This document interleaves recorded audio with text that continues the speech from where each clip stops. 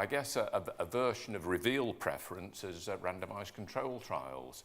And we've heard some references to the CMA inquiry and the requirement on Ofcom to design such trials. And we have Beth Moon from Ofgem to tell us how they're doing. So welcome to Beth, please. Thank you. So we've just recently formed this new Behavioural Insights unit in Ofgem on the back of the CMA investigation. I'm pleased to be heading it up. At the moment it is just me, so it's a bit of an oversell to say it's a unit or a team, but it will be. So I'm just going to talk to you a little bit about randomised controlled trials, their value and our approach to using them in Ofgem. So I thought I'd just start off with thinking about the power of trialling. Why do we do it? What's its value? And clearly it's about understanding actual behaviours rather than people telling us how they, or us making assumptions. Intuition can obviously be wrong. And I just thought this example, which for those of you who know that Philip Cullum, many of you probably will, he sent this to me fairly recently. It's an example from Australia of where it just shows how important it is to trial a policy.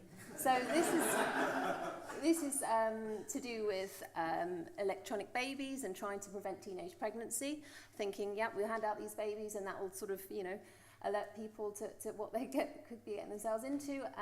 Unfortunately, what they saw is that the people that had those dolls were more likely to become pregnant. And that just shows you that it's really important to test these things experimentally rather than roll out policies and then find that it's not how you wanted it to go. And the other important point about trialling is not seeing something, not seeing a success is not failure, because actually when it comes to spending a lot of time and money rolling out policies is really important. So, you know, sometimes people see, oh, we didn't find an effect, that the trial has failed. It's not failure in that sense.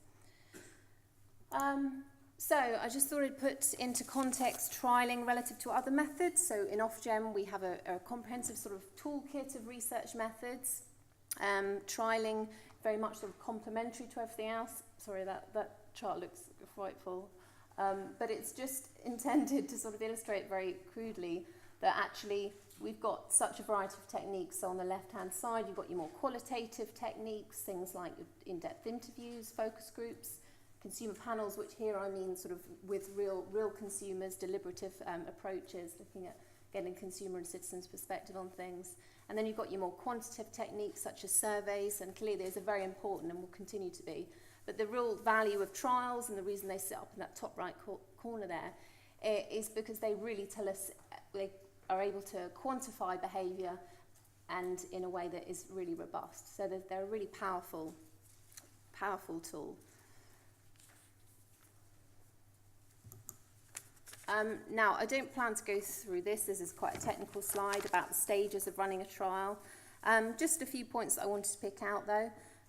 Firstly, related to the previous point, it's really important to make sure that the trial is the right tool for the job you're looking at. So it won't always be practical, ethical, or appropriate to run a trial. So it's important to think about the context of what it is you're looking at, whether the trial is right. Once it is, obviously there's a fairly long and intensive process to go through in terms of running a trial, and there are certain key points in that flow that are really important. So the random element is really important. The having a control group is really important.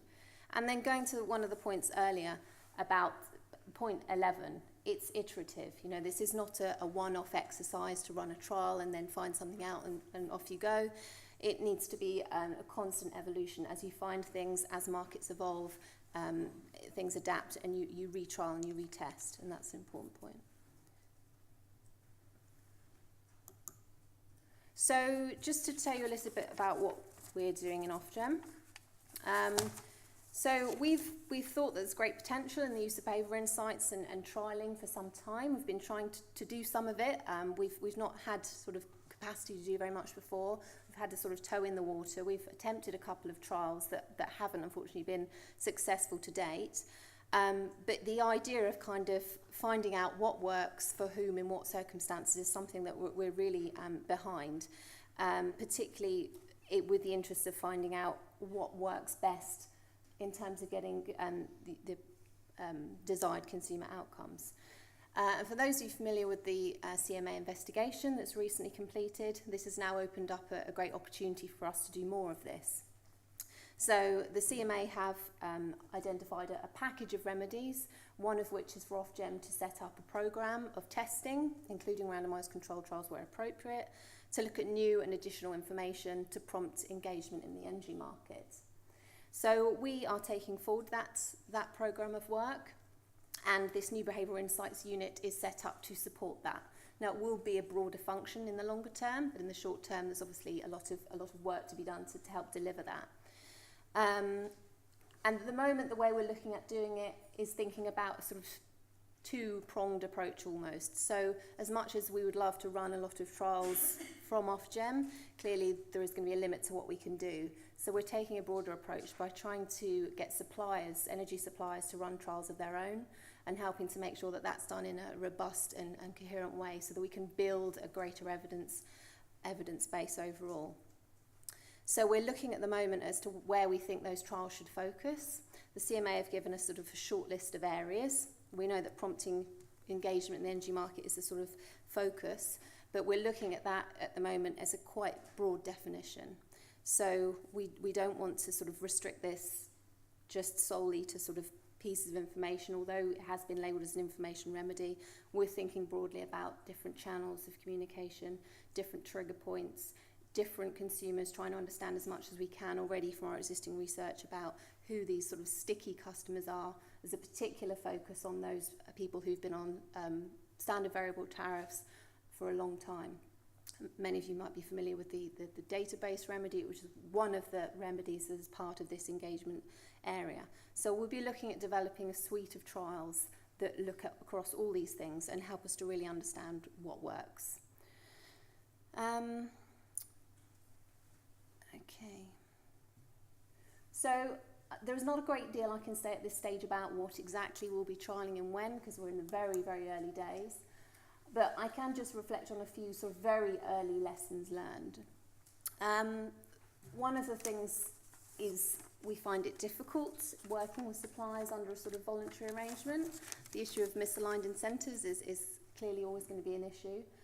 We're actually lucky in that one of the suggestions from the CMA was to implement a new licence condition to require suppliers to work with us on trialling, and that's something that we're consulting on at the moment. So that will obviously change the situation somewhat, meaning that hopefully we can do a lot more.